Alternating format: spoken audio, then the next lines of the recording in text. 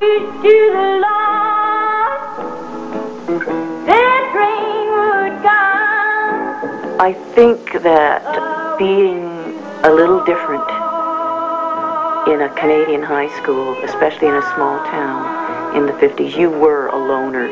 I mean, if you were in a major city, at least you could find somebody else who was as weird as you were to hang out with.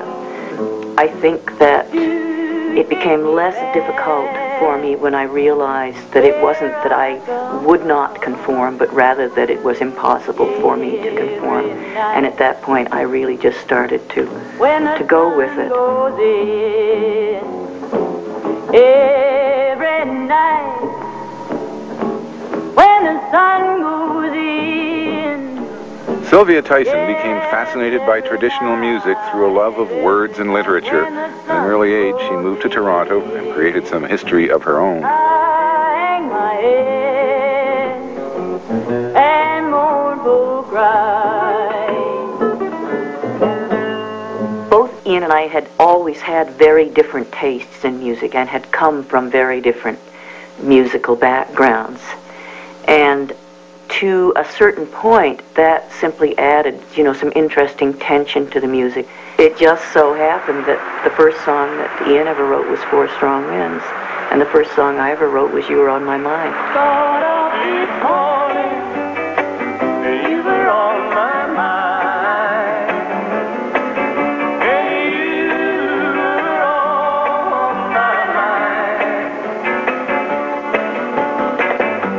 I've got no I'm not a particularly nostalgic person, but yes, those were really good days, and I think that everybody in any kind of creative area has a period of time in their life when they really are hanging out and absorbing influences, and that's what that time was for me. Ian and Sylvia moved in an elite circle of artists from Toronto's Yorkville scene to New York's Greenwich Village. Constantly looking for new material and new means of expression, they created the Great Speckled Bird, pioneering a hybrid of folk, country, and rock. It proved alienating to their traditional folk audience. To understand the initial reaction to the Great Speckled Bird, you have to understand just how closely connected people felt to the original Ian and Sylvia's sound, which was an acoustic sound. And it was a shock for them. It's really quite ironic because the Great Speckled Bird album is now considered to be sort of a seminal album in sort of the new country folk sound. I'm never alone now. When I think of you, I can see your face smiling. Whatever I do. Sylvia sees herself as a songwriter first. Like many Canadian authors, from Leacock to Lawrence, she specializes in finely drawn portraits of small-town life that reveal a universal experience.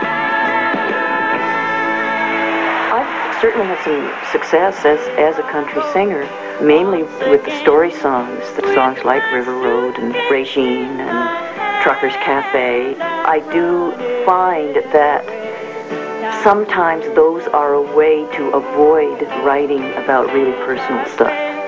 I realized at a certain point that I could not be afraid that people might find out something about me from my songs.